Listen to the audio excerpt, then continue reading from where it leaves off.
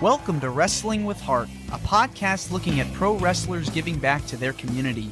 Join me, Stanley Carr, as I interview wrestling's hottest names who use their platforms as entertainers to raise awareness and do community service.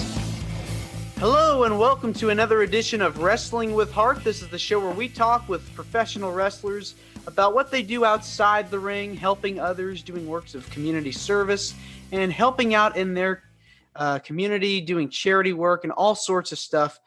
Today we've got a very special guest. He is a legend in the St. Louis area.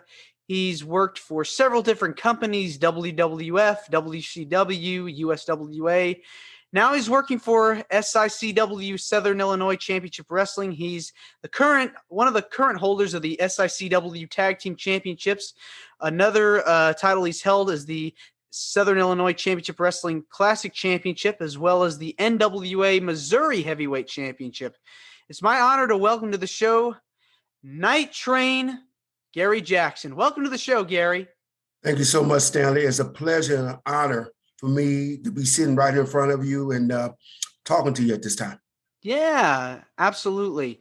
So we'll kind of talk about your childhood and upbringing. Tell me, Gary, where did you grow up? I'm originally from El Dorado, Arkansas, but I spent a little time in Dallas, Texas, but majority of my growing up is right here in St. Louis, Missouri. Okay. So big family, small family? Yes, I come from a very large family. Actually, I have two families. On my mom's side, as we say, I have 5 brothers and 3 sisters. On my dad's side, the same. You know, I grew up in a village. That's an old school term. How it takes a village to raise a child, and that village could be your neighborhood. It can be part of any organizations that you're part of is coming up through the ranks, as well as your family members. I like how you said that it takes a village. You know, it seems like you got a very strong system. Mm-hmm. Oh, yeah. I mean, my mother definitely believed in discipline. You know, that there's a big difference in discipline and fear. I never feared my parents, but I respected them. So what kind of got you interested in wrestling? Were you a fan growing up? You know, was it popular in the household? Yeah.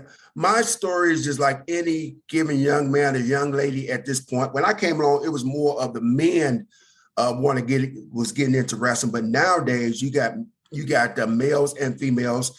It all starts right in your living room looking at TV. Of course, I grew up with wrestling at the Chase, Sam Mushnick and Larry Madison, where a lot of people nowadays, they grew up with Nitro, Raw, AEW. Of course, you had TNA. One time you had ECW. So depending on where you live at, that is what you grew up with. Sure. So living there in St. Louis, I grew up with wrestling at the Chase with Sam Mushnick and Larry Madison. That was such a popular program. I believe it was like the longest running wrestling program at one point, like local. Well, it started, back in the 50s. Herb Simmons continued to date. So, I apologize in advance. Some of these dates I don't remember, but it was running for a while. And basically, man, that is how I got hooked. Yeah. Looking at wrestling at the Chase. Yeah, I talked with Herb on the show, and he's like a historian when it comes to St. Louis wrestling. And he was showing me kind of a keychain of something he kept from years ago with wrestling at the Chase with the television logo that the show was airing on at the time. So I was pretty amazing getting to see that. And so you see kind of a lot of these legends like Dick the Bruiser, like Ric Flair kind of going down to St. Louis and working with the guys down there, and just a very intimate setting too. It was, very small, took place in a hotel, I believe too, right? Yeah. First it started at a place called the St. Louis Wrestling Club. And I do believe that was on Lafayette and Jefferson, right here in the city in South St. Louis. And then, of course, the story goes how Sam was coming back from a trip and he met the Copeland family on the flight coming home. And the Copeland family was part of the television network in St. Louis. And that's how that deal was done. Moved from one place, bringing it to the studio, and they made it work. Yeah, and look what happened. I mean, now you've got it was on for so many years. There's books about it, documentaries about it, Yes. Yes. We very just recently did a documentary called Head Over Heels, yeah, yep. Wrestling at the Chase. We just Mhm. done that this past summer. Yeah, I actually got to see that on YouTube. It's Mm. beautiful. I mean, it's just a chock full of history of so much going on at that time too. It's culture. I mean, wrestling's a part of pop culture, American culture, world culture, Mhm. and to see where it started and look where the legacy of the program is today, Mhm. it was just so amazing to see how the evolution of St. Louis wrestling. Mhm. And Yeah. that's another thing too. What I liked about it was it not only talked about wrestling at the Chase, but it talked about what's going on today with the Southern Illinois promotion that you're a part of. Mhm. So growing up, who were some of your favorite wrestlers? Uh, uh, Again, Wrestling at the Chase, it was, of course, Ric Flair, Dick the Bruiser, Hacksaw Butch Reed, King Kong Bruiser Brody, the Briscoe brothers, the Funk brothers. Uh, all those guys used to come into St. Louis. I mean, Rocky Johnson, um, even guys who won regulars to come here. When I said regulars, they would come in occasionally. Of course, they would bring Andre the Giant in maybe once or twice a year. They would bring in guys like Bobo Brazil about once or twice a year. Yeah, yeah. Bizarre Jones about once or twice a year. But I mean, just that core guys who they have from Dick the Bruiser down to the Briscoe brothers, the Funk brothers. I mean, those is my favorites. What a list of people to be inspired by in terms of their wrestling ability and their showmanship. Uh, just so many people that passed through. I mean, that territory system really helped so many people out. Mm-hmm. You're watching the show, and over time, you think to yourself, "This is something I want to pursue as a career." What kind of what point did you decide this? Hey, I want to be a professional wrestler. Well, I'm gonna tell you actually how it went down. Okay. I was in the Army back in 1983, and I had like 6 months left before I decided I'm going to stand or I'm going to get out. But the game changer was that we had this thing. I was at Fort Carson, Colorado, and we used to have this thing called Iron Horse Week, where you play sports. They give you medals, trophies, all type of stuff. So I'm amateur wrestling at 175, and I was lucky enough to win my weight class and get the championship medal that day. It was just like they say, it was just a good day for Gary Jackson. And I was looking at WTBS out of Atlanta, you know, and some just clicked. I'm like, I think I want to do this. I think I want to get out the military. I have no kids. I have no responsibility. So let me get out right now and make this decision. That way I can give it 110%. And basically, that is how the Gary Jackson got started in pro wrestling. That's unbelievable. You were in the Army. How long were you in the Army for? I was in the Army from 80 to 83. And then I Okay. got out, I did the reserves for the next 3 years. So, and the reason I went that route was to give myself every opportunity to make it.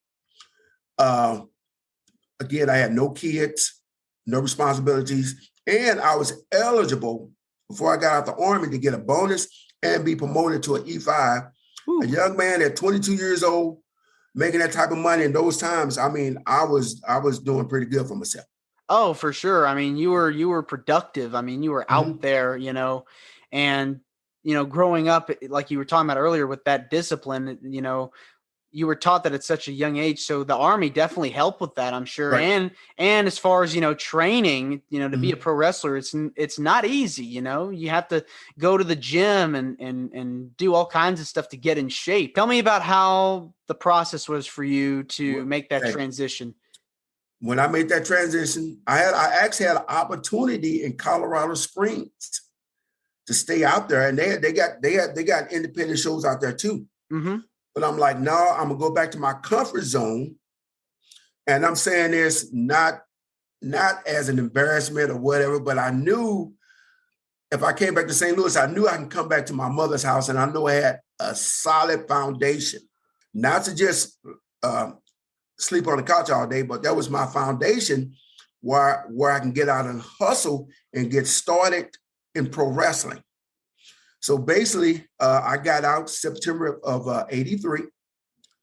By the end of January of 84, I was putting my groundwork in, going to the St. Louis Wrestling Club office, talking to those guys. And, back then, they slammed the door wherever you went. They made you earn your keep to get in pro wrestling. Mm-hmm. So somehow we got this place called the Kiel Auditorium at that time. And I was trying to get a break, and it was a police officer. And I wish I would have knew his name at that time. He said, "You're not going to get a break here at Kiel Auditorium." He said, "Go down to the South Broadway Athletic Club on 7th and Shenandoah, which is in the area called the Soulard area." Now, back then, we did not have GPS on the phones. Mm-hmm. So when you called, they gave you the directions, or when you went to that area, you started asking. Well, one thing about going to different cities, if you get lost, there's 3 people you can talk to. You can talk to a police officer, a fire department guy, a post office guy, because they're in that area and they can tell you where to go. Sure. So when I got down in that Soulard area, I asked somebody, I'm like, "Where's your South Broadway Athletic Club at?" And they told me, and I went there. They go, "Well, we do shows here once a month. Go to another place called Baden. Go to the Baden area, which is at that time, it was like a little Germany sub-community, which is not too far." So I went over there to the place. They go, "No, we'll be back here in 2 weeks. Go to a place called Danny Bob's, which is the next state over is Illinois, another 10 to 15 minutes." They go, "No, we'll be here in such and such again. Go back to the South Broadway Athletic Club." So basically, those guys was giving me the run around. And finally, I was at a show and they said, "We see you consistently coming back. We want to start to train you now." So basically, I started training. I'm going to say my hunt began January 84. By May of 84, I was in the ring. Mm-hmm. Okay. I had my first official match in August of 84. And then that is where that process started. Everywhere I would go, I would take my wrestling gear with me when I went to go visit people. Because then I knew about the independent shows. I would take pictures with me and this and that. And basically, that is how I worked my way up the ladder. I just happened to be at the Kiel Auditorium. They had a big show. Bob Geigel, the promoter of Central States Wrestling, and one time the NWA president, took a couple of minutes to talk to me, and I showed them some color pictures of me moving. Now, this was before they started asking for audition tapes, Mm-hmm. videotapes, all this crazy stuff. Mm-hmm. He gave me the hard chance. He told me to come to Kansas City. And back then, it wasn't no such thing as dark matches, this and that. It was like, "What do you know? How long you been working?" And I gave them. I told them all how long I've been doing this and that. So they took a chance on me. And basically, that is how I got started. Wow. I was doing replacement work. Some guys had moved on to other territories. Now, keep in mind, before anybody ever knew this, at that time, the WWF, Vince McMahon was making a move. Mm-hmm. And then a lot of guys, they was going to some different places. So I'm still new to the business. I'm not quite understanding. So guys just up and leave. So I'm doing replacement work in Kansas City. So who came up with the nicknames Gorgeous and Nighttrain? Well, I first started with Jack Attack. I got that name playing football. As time went on, the name Gorgeous Gary has been used like with other guys, Yeah. Gorgeous Gary Hart, Gorgeous Gary Young, of course, original Gorgeous George. Mm-hmm. So it was a natural fit for me to go that way. And I enjoyed that run. And then I went back to Nighttrain. A lot of people are like, "Man, where'd you get that name Nighttrain from?" I'm like, well, a guy by the name of King Kong Bruiser Brody gave me that name. Now, the funny thing about that story is I'm just a small independent guy working for Herb Simmons, doing the undercard work. Bruiser Brody travels all over the world, knows a whole lot of people, but he talks to Larry Madison on a road trip somewhere they was going. And they was talking about the talent. And he's like, not Gary Jackson. Back then he's a good hand. And Bruiser Brody told Larry Maddox, said he reminds me a lot of Dick Nighttrain Lane. So I get a phone call from Larry Madison, and he asked me that question, and I kid you not, about fell out the chair because I was flattered when a guy like King Kong Bruiser Brody went out his way to think about little Gary Jackson and say, hey, we got a nickname for you, Nighttrain Gary Jackson. So outside of the ring, let's talk about what you do outside of the ring. You work for the sheriff's department, right? In St. Louis? Yep. I'm a St. Louis City deputy sheriff. How long have you been there for? I've been there for 22 years. Wow. So what made you want to work for them? Well, to be honest with you, the territories, they was gone by then. So I'm like, well, I better get me a job and get invested into something before it was too late. But I can still wrestle. I can still do this, but when I came with the sheriff department, I wasn't doing a whole lot of work at that time because I was just getting new to this job, to demands of the job. Because, as they say, I had a for real job with benefits. Yeah. Of course, if you're a wrestler, and I'm gonna bring this up very important to bring to the people, that if you want to get into this business and think you're going to get rich and think somebody's going to pay for your health insurance, you better get out before you get started, because it's not like that. You're responsible for paying for your training. You're responsible for everything that you do. So if you're not ready to accept those terms, get out real quick, because what you see on TV is just a small portion of the hard work that you got to put into to get to that point. It's like with to any really successful show or business. Mm-hmm. So if you're into it for the guts and glory and the fireworks and this and that, you're fooling yourselves. Yeah, I mean, it's like with any other form of entertainment. Mm-hmm. You think that these people, like they'll be, it'll happen overnight, but no, I mean, no. You don't see what's behind the camera. You don't see what's behind the microphone. These people, they'll hustle, they'll work their butts off. And, it just takes a lot of determination and passion to get to where they are. And so like with you, like you've been doing it for so many years, you're going to have to find another way to, make some income while you're doing your passion, so that you can, see, your stock rise. And when I got started into the business, remember, we weren't coming out the music at that time. So you got yourself over by your work. Mm-hmm. So we go somewhere and they said, well, the music is down. You hear a lot of guys, we don't have no music. Oh, man. I'm like, that's even better for me, because now you got to go out there and work. How good of you after your theme music go off?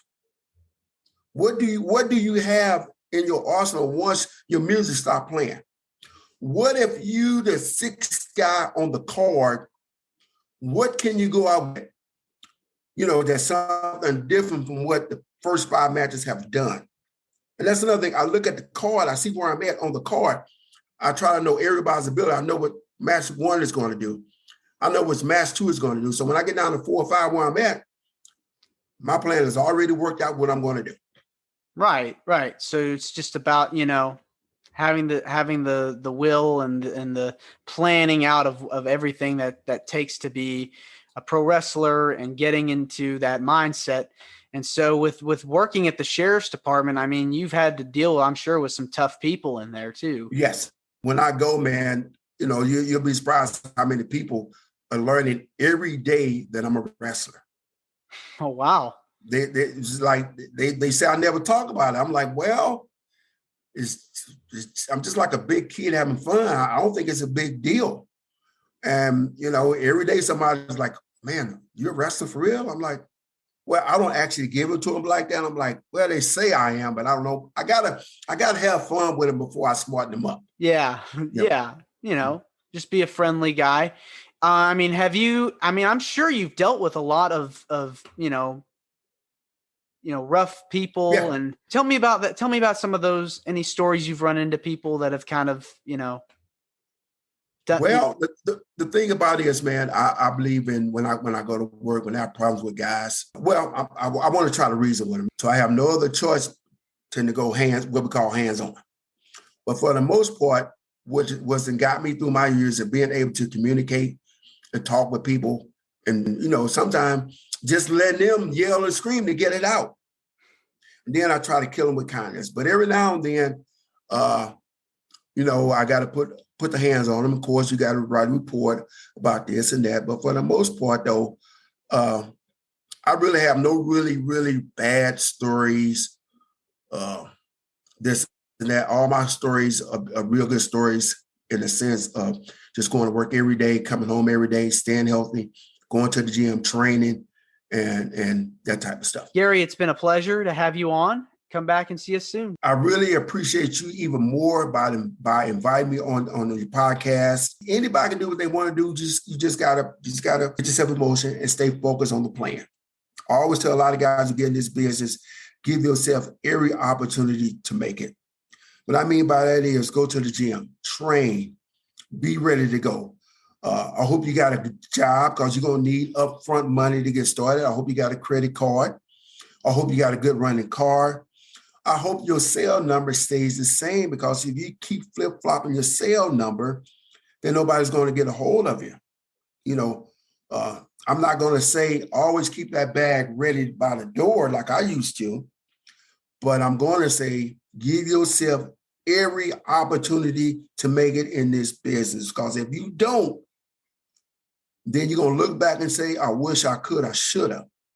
You don't want to do that. If you're a young man or a young lady, give yourself every opportunity. And that starts with your training properly, having a good attitude, having fun, staying healthy. Well, there's some great words of advice there. Thank you, Gary, for coming on. Yep. Whenever you need me again, man, just let me know and I'll be more than happy. But for sure, I got to say one thing before I get off here. Sure. I got to tell you the rules. Rule number 1, Stanley, is I'm coming to win. Rule number 2 is, Stanley, I refuse to lose. Rule number 4, Stanley, is I will do my best to beat you. Rule number 4, Stanley, it's the most important rule of them all. If you know it, say it with me. Don't forget the rules. All aboard the Nighttrain. I love it. Thank you so much. This is Wrestling with Heart. I hope you found this podcast to be informative and entertaining. If you did, please hit the subscribe button and look out for the next edition.